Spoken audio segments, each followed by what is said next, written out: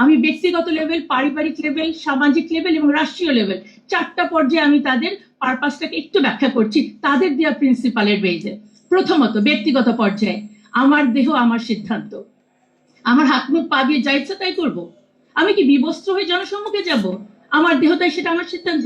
ব্যক্তিগত স্তর কোন জায়গায় নিয়ে গেলে আমাদেরকে চিন্তা করতে হবে। এবার চলে আসি পারিবারিক লেভেলে। পুরুষ হয়ে গেল নারীর প্রতিপক্ষ, হাজবেন্ডের বিরুদ্ধে আমরা এখন ফৌজদারি মামলা করব সেই ম্যারিটাল রেপ নিয়ে। এই যে দাম্পত্য কলহে আরেকটা নতুন ইস্যু কিন্তু ঢুকিয়ে দিলেন, এটার শত্রু হয়ে গেল হাজবেন্ড।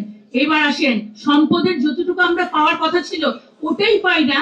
নারীরা বাবা এবং ভাইয়ের সাথে সেটা নিয়ে কিন্তু অনেক ভাইদের সাথে অনেক ধরনের কলহ আছে। এখন আপনি আমাকে আরো 1 ডিগ্রি বাড়িয়ে দিলেন, মানে পরিবারে হাজবেন্ড, ভাই, বাবা সবাই এখন আমার শত্রু হলো। এবার চলে আসি সমাজ লেভেলে, সেখানে কি হলো? পতিতাবৃত্তিকে করে দিলেন আপনি লিগাল পেশা হিসাবে।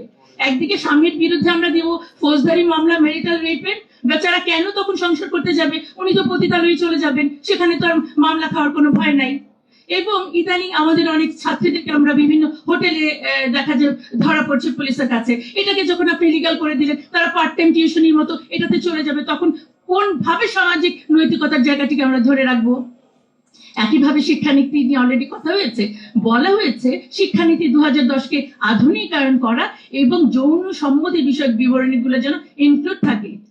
আমরা এটিকে ব্যাখ্যা করতে চাই, আমরা আশা করি বুঝতে পারছি। এবং গণমাধ্যম, আপনারা যারা এখানে আছেন, বলা হচ্ছে গণমাধ্যমে নৈতিকতা, অশ্লীল যে শব্দগুলো ব্যবহার করা যাবে না,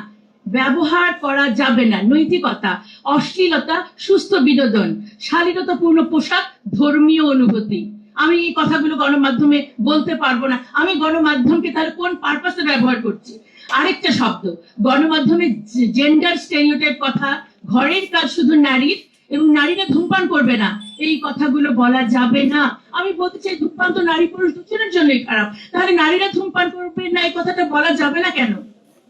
আমাদের উদ্দেশ্যটা বুঝতে হবে তাদের। এবং ধর্মের সাথে সাংঘর্ষিক আইনের ফলে সামাজিক অবস্থা কতটা অস্থিতিশীল হয়েছে আমরা তাদের রিপোর্ট প্রদানের পর থেকে এখন পর্যন্ত এটি বুঝতে পেরেছি। তাহলে ব্যক্তিগত লেভেল, পারিবারিক লেভেল, সামাজিক লেভেল ক্লিয়ার। এবার চলে আসলাম আমি রাষ্ট্রীয় লেভেলে। এটি একটি ইহজাগতিক মানে প্রতিষ্ঠান, অবশ্যই তাই, তাদের সাথে ধর্মের কোনো সম্পর্ক নাই। কিন্তু আমাদের বক্তব্য হচ্ছে শুধু রাষ্ট্র কেন, ধর্ম ছাড়া কোনো প্রতিষ্ঠান টিকে থাকতে পারে না। এবং দুঃখজনক, তারা বলেছে সংবিধান থেকে নৈতিকতা এবং শালীনতা শব্দ দুটো বাদ দিতে হবে। বাকি আর থাকলো কি আমাদের? দেখেন, আসন বাড়িয়ে মানে যে আপনারা দেখবেন যে 300 আসনকে বাড়িয়ে 600 আসন করতে বলেছে। হ্যাঁ, তার মানে কি মমতাজ এবং শমিতা আসাদের সংখ্যা আরো বাড়বে। এটা কোয়ান্টিটেটিভ ডেভেলপমেন্ট এবং এটা আই ওয়াশ, যেটা আমি বলেছি যে স্থান পরিবর্তন করে সংখ্যা বাড়িয়ে আসলে কোনো ধরনের নারীর ক্ষমতায়ন অবশ্যই হয় না। সেটা গুণগত মানে ইয়ে হতে হবে। যেমন গত পার্লামেন্ট বা গত 15 বছরের পার্লামেন্টে আমাদের প্রধানমন্ত্রী, স্পিকার, আমাদের বিরোধী দলনেত্রী, তারা সবাই নারী ছিলেন। আমরা কি দেখলাম? একজন নারী নেতৃত্ব ফ্যাসিবাদের অনেক পুরুষ ফ্যাসিস্টকেও তিনি ছাড়িয়ে গেছেন। তো সুতরাং সংখ্যা ভিত্তিক এবং পজিশন ভিত্তিক কাউকে বসালে সেটা ক্ষমতায়ন বলা যায় না। এবং লাস্ট যেটা বলা হলো, মৃত্যুদণ্ড বাতিল করতে হবে।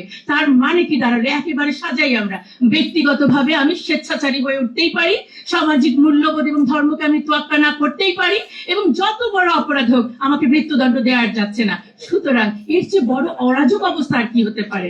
সুতরাং এখনই সময় আমাদেরকে সংস্কারগুলোর প্রতি এবং এই কমিটির প্রতি অবশ্যই ন্যায্য সিদ্ধান্ত আমাদেরকে নিতে হবে। দেখেন, আমি এই চ্যাপ্টারের 2-3টা তাদের প্রস্তাবনা শুধু আমি জাস্ট একটু বলছি।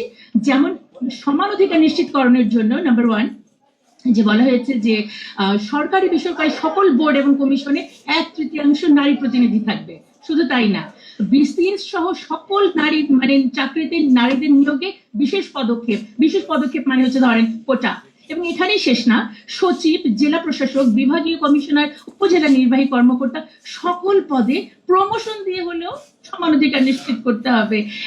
চিন্তা করে দেখেন যে আলোচনাটা অলরেডি হয়ে গেছে যে জুলাই আন্দোলনে কোটা থেকে সূত্রপাত হয়েছিল, আর এর পরবর্তীতে আমরা প্রশাসন এবং সব জায়গায় সেই কোটাকেই পদক্ষেপ হিসেবে নিচ্ছি আমরা। দেখেন, সিভিল সার্ভিসের মতো একটি গুরুত্বপূর্ণ পদে নারী প্রতিনিধিত্ব বাড়ানোর জন্য প্রমোশনটাকে তাদের জন্য ইজি করতে হবে, যে দিতেই হবে। এর চেয়ে হাস্যকর কি হতে পারে? মানে বিষয়টা হচ্ছে এমন যে যেমন আমাদের এই প্রথম সারিতে যারা বসে আছেন আমার সম্মানিত অতিথিবৃন্দ, আমাদের সবাইকে যদি আজকে এখানে বসিয়ে দেওয়া হয় তার মানে আমরা সবাই কিন্তু সভাপতি পর্যায়ে চলে গেলাম। এভাবে করে আসলে কিন্তু উন্নয়ন নিশ্চিত হয় না। আমাদের যেরকম বর্তমানে ডিস্ট্রিক্ট কমিশনার আছে, আমাদের 64টা জেলায় মহিলা হচ্ছেন 18 জন, উনাদের সুপারিশ মতো এটা হতে হবে অন্তত পক্ষে 32 জন মহিলা। তাহলে কি করতে হবে, অ্যাট এনি কস্ট সহকারী কমিশনারকে ডবল প্রমোশন 3 ডবল দিয়ে তাকে এখন আমাদের ডিসি বানিয়ে দিতে হবে। ঠিক একইভাবে দেখেন আরেকটা কথা বলি, যে জনপ্রশাসনের উচ্চ পর্যায়ে সিদ্ধান্ত গ্রহণকারী কমিটিগুলোতে অন্তত পক্ষে 30% নারী প্রতিনিধিত্ব নিশ্চিত করতে হবে। এটা শোনার সাথে সাথে আমার মাথায় আসে যে তারা কি কোনো কমিশন নাকি তারা ডোনার, আমার উপর ইম্পোজ করছে যে আদারওয়াইজ ফান্ড পাওয়া যাবে না। এটা কিন্তু খুবই অযৌক্তিক। এবং দেখেন এই চ্যাপ্টারে চাকরির বিজ্ঞাপনে নারীদেরকে আবেদনে উৎসাহিত করা হচ্ছে, এটা লিখতেই হবে। এইটার বিপরীতটা মানে হচ্ছে পুরুষদেরকে নিরুৎসাহিত করা হচ্ছে।